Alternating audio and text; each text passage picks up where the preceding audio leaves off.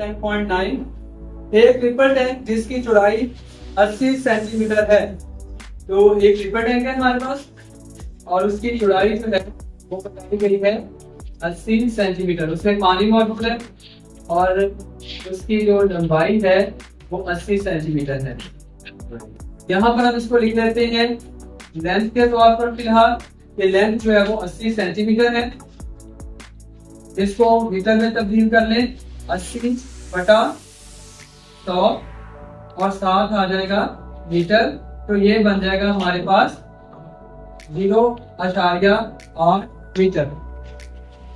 इसके एक सिरे से वाइब्रेटर वेव्स पैदा करता है। फर्ज करने के इस सिरे से, यहाँ से पॉइंट ए से एक वाइब्रेटर जो है वो वेव्स को पैदा कर रहा है जिनकी फ्रीक्वेंसी 5 हर्ट्ज है। फ्रीक्वेंसी हमें बता दी गई है, फ्रीक्वेंसी जो है वो है 5 हर्ट्ज और वेवलेंथ 40 सेंटीमीटर है। यहाँ पर जो वेव्स पैदा हो रही है उनकी वेवलेंथ जो है वो है 40 सेंटीमीटर। इसको भी हम मीटर में तब्दील कर देते हैं, 40/100 मीटर।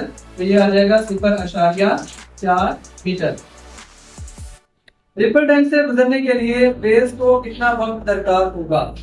एक पॉइंट से दूसरे पॉइंट तक, फर्स्ट किया ये पॉइंट दे देते हैं, एक जगह से दूसरी जगह तक जाने के लिए कितना वक्त जो है वो लगेगा, ये हमें यहाँ पर मालूम करना है। ठीक है, तो ये समझने के जो हमारी लेंथ है ये एक तरह से क्या है, फासला है, तय करदा फासला। इसको मैं एस से नोट कर देता हूँ। ठीक है जी, तो हमारे पास जो फार्मूला है इसको हल करने के लिए वो ये है, आप पढ़ के आए हैं पहले भी 9th क्लास में। ठीक है, S = B × T। ठीक है, ये स्पीड वाले फार्मूले से निकला है। B = S/T होता है ना, तो यहाँ से T की तरफ जाके मल्टीप्लाई हो गया तो F = B × T आता है। यहाँ से हमें टाइम को निकालना है, टाइम मालूम करना है, तो हम टाइम को एक तरफ रख लेंगे और ये जो मल्टीप्लाई हो रहा है इसे दूसरी तरफ ले जाएंगे, ये दूसरी तरफ जाके तकसीम हो जाएगा। तो T = S/B आ जाएगा। अब इस बात में हमें S चाहिए टाइम को फाइंड करने के लिए और दूसरे नंबर पे B चाहिए। तो B जो है वो यहाँ पर नहीं है, लेकिन गिवन डाटा के अंदर से देखने से हमें पता चल रहा है कि B को हम मालूम कर सकते हैं। ठीक है, तो पहले हम इसको इसी तरह से छोड़ देते हैं, मतलब आप एक कह के। ठीक है, हम पहले जो है वो स्पीड मालूम कर लेते हैं। तो स्पीड मालूम करने के लिए, स्पीड मालूम करने के लिए हमारे पास इक्वेशन है V = F λ। जब फ्रीक्वेंसी और वेवलेंथ दी गई हो तो स्पीड हम मालूम कर सकते हैं। अब इसमें नीचे दर्ज कर दें तो ये आ जाएगा V = F कितना है हमारे पास 5 हर्ट्ज, ये आ गया 5 हर्ट्ज और वेवलेंथ कितनी है 0.4 मीटर, 0.4 मीटर। इन दोनों को जरा दे लें तो ये हमारे पास आ जाएगा 2 मीटर फी सेकंड। ठीक है, दोनों को मल्टीप्लाई किया तो 2 आ गया, ये आ गया मीटर और हर्ट्ज जो है वो फी सेकंड के इक्वल आ गए, तो 2 मीटर फी सेकंड जो है आ गया। अब स्पीड मालूम हो चुकी है तो मसला एक में हम इंटर कर देते हैं, जवाब आ जाएगा।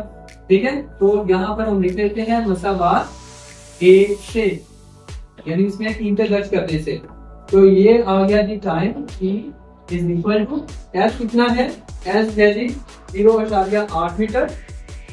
ठीक है, 0.8 मीटर और दूसरे नंबर पे स्पीड वो है 2 मीटर फी सेकंड। मीटर से ये मीटर जो है वो कैंसिल हो जाएगा और इसको तकसीम करेंगे 2 मीटर पर सेकंड से, तो रिजल्ट जो है हमारे पास आ जाएगा 0.4 और ये पर सेकंड जो है ऊपर जाके सेकंड बन जाएगा, तो टाइम जो है वो 0.4 सेकंड। 10 इसमें है एक FM रेडियो स्टेशन 90 मेगाहर्ट्ज की रेडियो वेव पैदा करता है। ये जो हर्ट्ज आ गया साथ, मतलब ये फ्रीक्वेंसी की बात हो रही है। ठीक है, तो जो रेडियो स्टेशन वेव्स पैदा करता है, ठीक है, इससे जो वेव्स पैदा होती हैं उनकी फ्रीक्वेंसी हमें बताई जा रही है, वो है 90 मेगाहर्ट्ज। ठीक है, और हम जानते हैं मेगा जो है वो होता है 10 की ताकत 6। तो हम इसको इस तरह से लिख लेते हैं तो फ्रीक्वेंसी है 90 × 10⁻⁶ हर्ट्ज। ये इतनी वेव्स पैदा करता है, इतनी फ्रीक्वेंसी वाली वेव्स। इन वेव्स की वेवलेंथ क्या होगी, हमने इनकी वेवलेंथ जो है वो मालूम कर दी है। जबकि खुद इसने बता दिया कि एक जो मेगा है वो 10⁻6 के बराबर होता है और रेडियो वेव्स की स्पीड 3×10⁸ मीटर/सेकंड है। इनकी स्पीड जो है वेव्स की वो है 3×10⁸ मीटर/सेकंड। तो इतनी इसकी स्पीड है।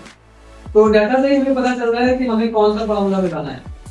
तो यहाँ पर फॉर्मूला आएगा E = f लैम्डा, ठीक है। और हमें यहाँ से लैम्डा फाइंड करना है, तो इसको इस तरह से कर लेते हैं। लैम्डा को एक तरफ रख लिया